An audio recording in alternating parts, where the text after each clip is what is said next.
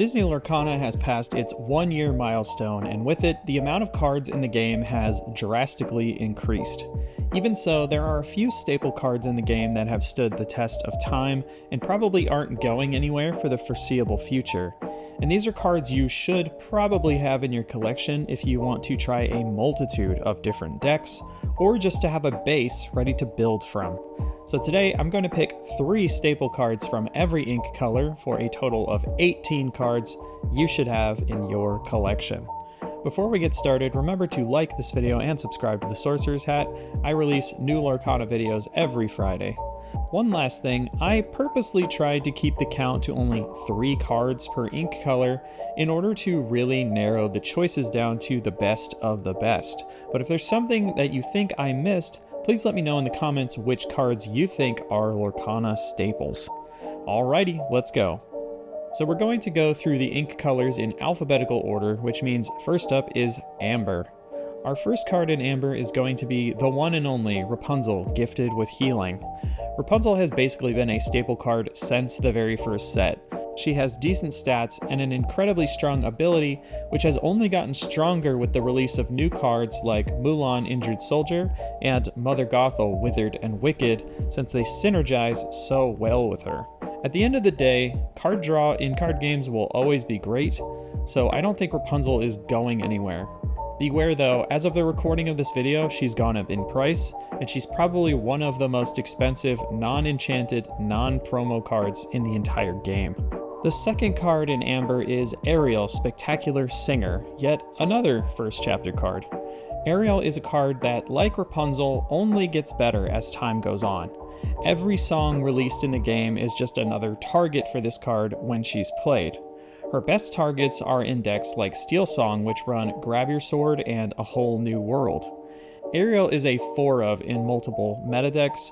She has a really strong ability, and I don't think she's going anywhere anytime soon. So if you don't have a playset, you should make it a point to get some more. She's not too expensive. And our last Amber card is Cinderella, Ballroom Sensation.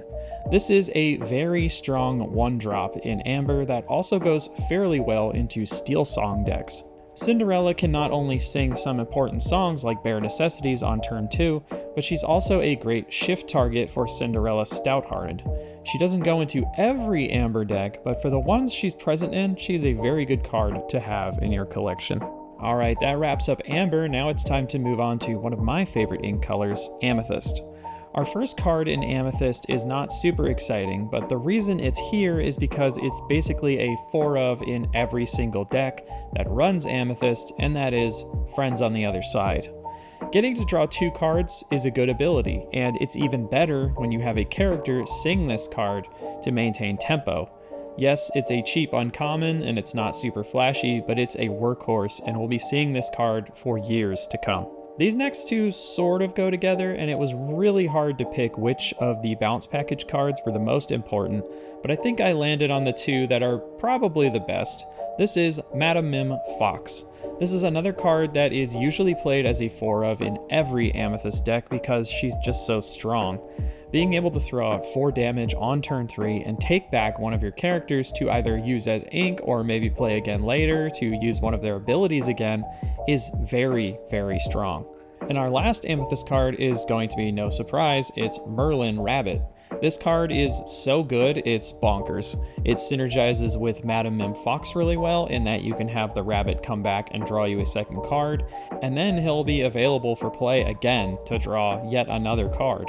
Almost every time you play this card, you are essentially going to draw 2 cards, no matter what, and that ability in and of itself is incredibly strong. Also, the fact that he's a 4-cost means he can sing some very important songs. So yeah, he's really, really good.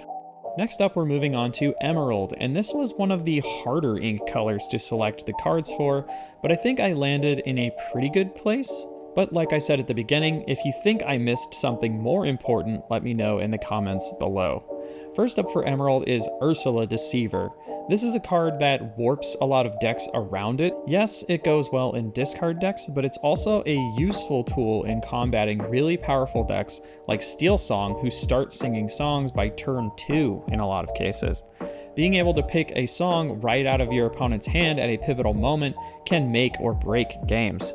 While she's also a good play on turn 2, she can be an especially amazing card when played on turn 6 against an opponent running a Ruby deck, since you can snag one of their coveted Be Prepared cards right out of their hand and possibly win the game on the back of that alone. Like some of the Amber cards we discussed earlier, this is for sure a card that isn't going anywhere and only gets better as time goes on. Our second Emerald card is Diablo, Devoted Herald. While he's seeing less play in the current meta, I still think this is an insanely powerful card. It can oftentimes quest freely and draw a bunch of cards before your opponent even has an answer for it. While Diablo won't show up in every Emerald deck, I still think he's a good choice in a lot of them for some consistent card draw. And our last Emerald card is going to be Prince John, Greediest of All. Again, this isn't an Emerald card that you'd put into every deck, but he is pivotal for card draw in the decks that he goes in. On top of that, he has Ward to keep him safe from any targeted removal your opponent might have. This is one of those cards that will probably shuffle in and out of the metagame for a very long time, but he is a very good card nonetheless. Alright, time to move on to Ruby, and first up, probably the poster child for a staple card in any ink color is Maui, Hero to All. Maui has everything going for him. He's well statted, he's inkable, and able to take something out 99% of the time he's played. Oftentimes he can take a character out and stay on the board, meaning more often than not he's making your opponent spend at least 2 cards to get rid of him. If he manages to survive to a second turn, he can be used to sing a lot of very powerful songs, or just keep attacking if your opponent still has some things exerted. It's a great card that is going nowhere anytime soon. Next is another card you see pretty much in every Ruby deck, and this is Be Prepared.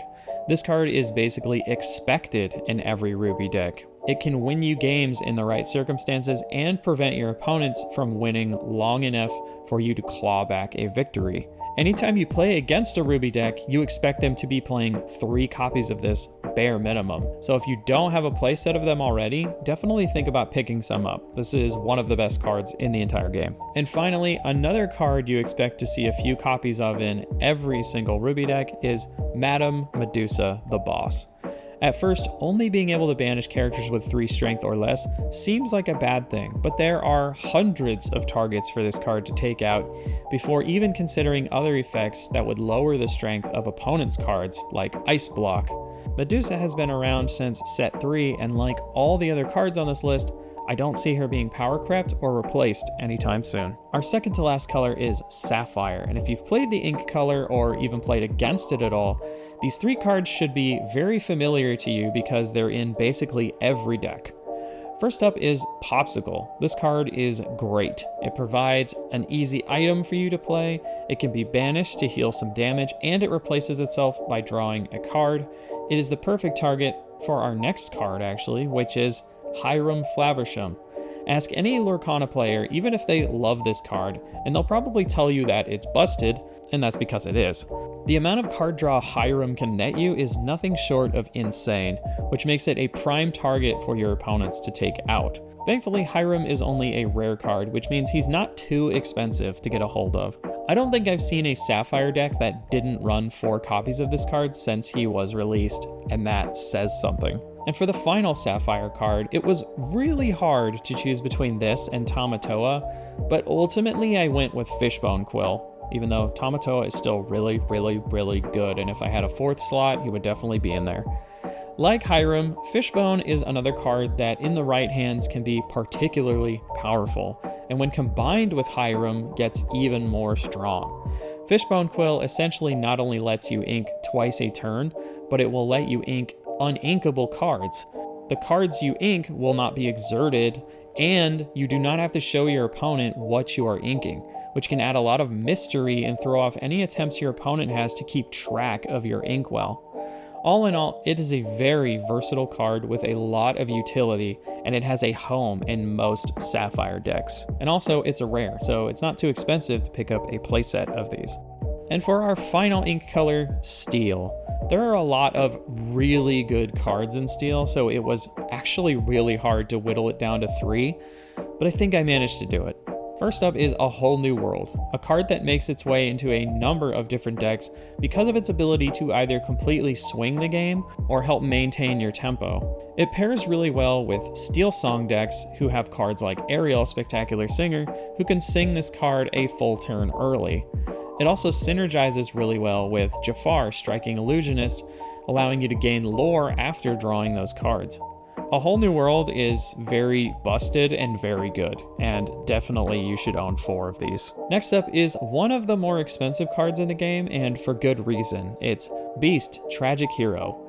Beast is an incredibly versatile card that either allows you to draw an extra card during your draw phase, or it can help take out a much larger threat, provided he has damage on him. You can incentivize your opponent to use removal on it just to stop you from drawing that extra card, even if said removal won't eliminate Beast.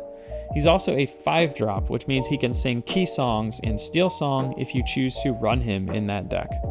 While Beast isn't in every Steel deck these days, he still shows up in a good number of them, and for good reason. It's a great card that provides a lot if you can get him to stick. And now our final card for the video, Robin Hood, Champion of Sherwood.